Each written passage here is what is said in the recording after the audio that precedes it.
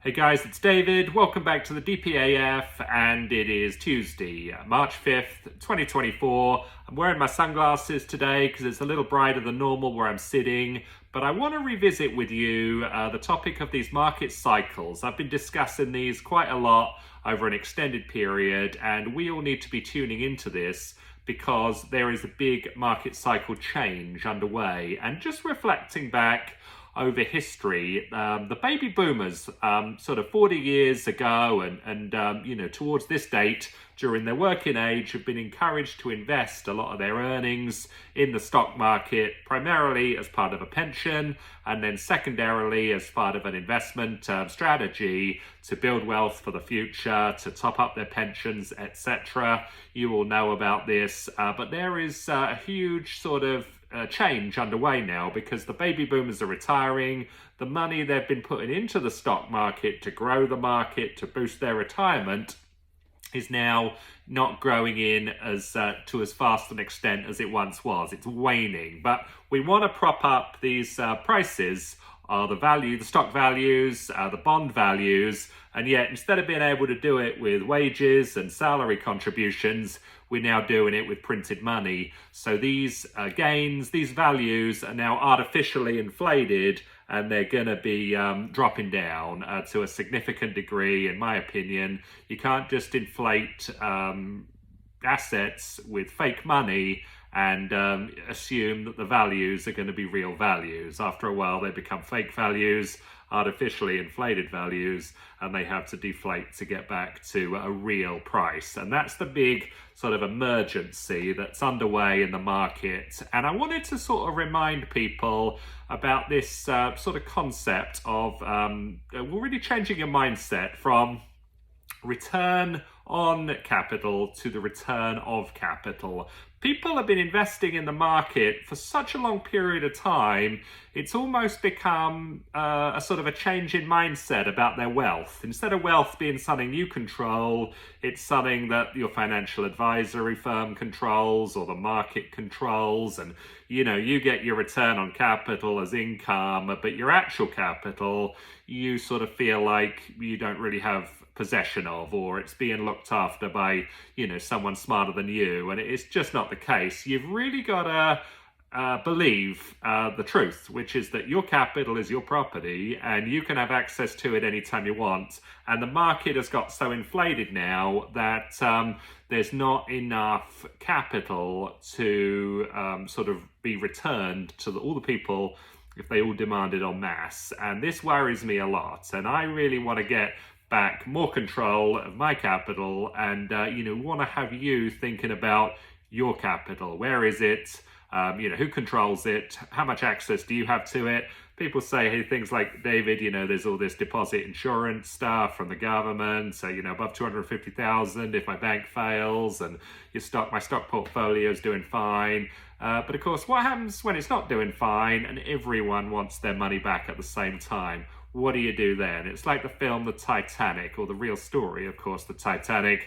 If there's more people than there are lifeboats, what happens when everyone wants to get into a lifeboat? So that is something I want to get people to thinking about. A secondary point, I am becoming more and more of an advocate of living and investing abroad. I'm British. No one loves, Britain and British life more than me. But I do believe that if, conditions in Britain are deteriorating and continue to deteriorate, you can still live a British life abroad. You don't have to be confined to live in Great Britain. You can get citizenships abroad. You can get second passports. You can invest abroad.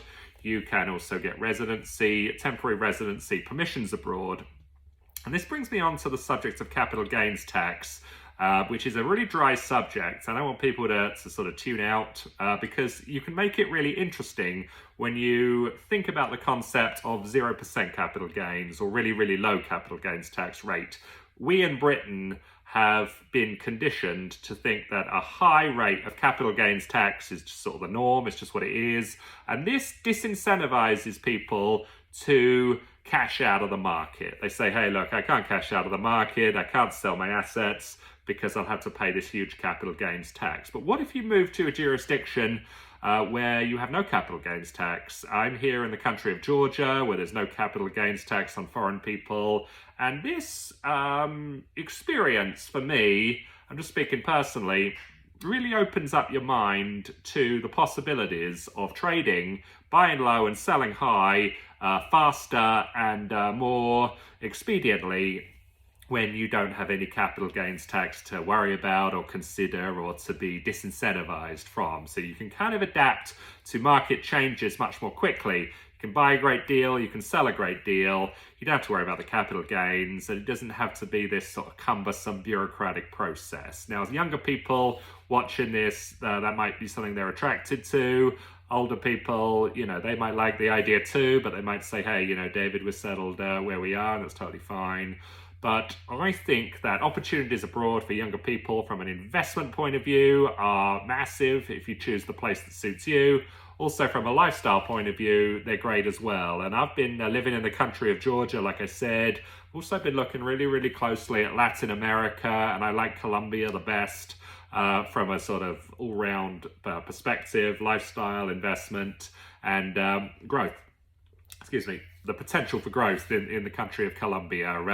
A lot of these countries have these sort of brand names that have negative connotations, like Colombia, with drugs and with kidnappings and people losing their property and all sorts of bad things. And these were totally true back in decades past, maybe recent decades past. But we need to allow these countries to change for the better, and then our perception of them needs to catch up with those changes. I think Colombia's made a lot of changes in the right direction, and our perception then needs to catch up with those changes. But what tends to happen is we say, hey, it was bad in the 1980s, must be bad now. That may be true, but it may not be true. So I want to really encourage you to think about your perceptions of these places, which may have been formed 10, 20, 30, 40 years ago and may have been 100% accurate at that time. Is it still accurate today? I would argue in some cases it's not. Definitely argue that for Colombia, because I've been there personally to see it. I think there's great opportunities in Mexico, although taxes are higher there.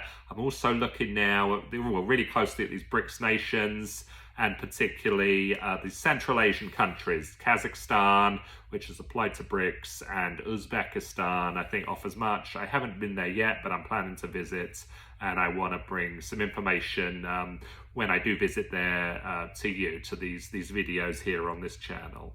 So I think there's great opportunities abroad. I want to really keep an eye out for stories and issues around shortages in Great Britain. I am not hoping for this to happen, but I am expecting it with all the money that was printed during the lockdown. Please keep me updated on any outages you see in your area, any issues with the supply chain, anything that hinders your life. Your car breaks down, you send it to the garage, they can't get the parts for 6 months, you can't drive your car.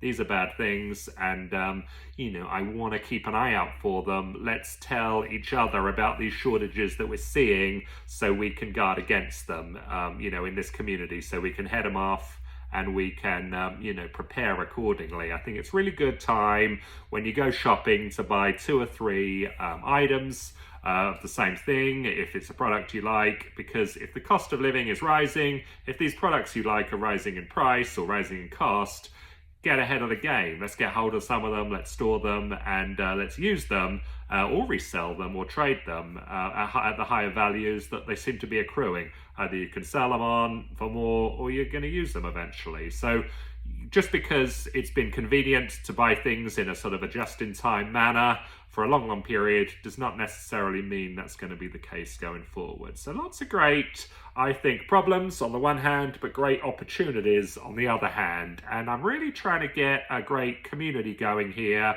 of British people that sort of think like me. They think outside the box. They think there's great problems pending coming down the line in the market, but there's great opportunity and solutions that await us both in the UK and out in the world. And that's the message I really want to communicate. So thanks so much for watching this video today, and I look forward to talking with you soon.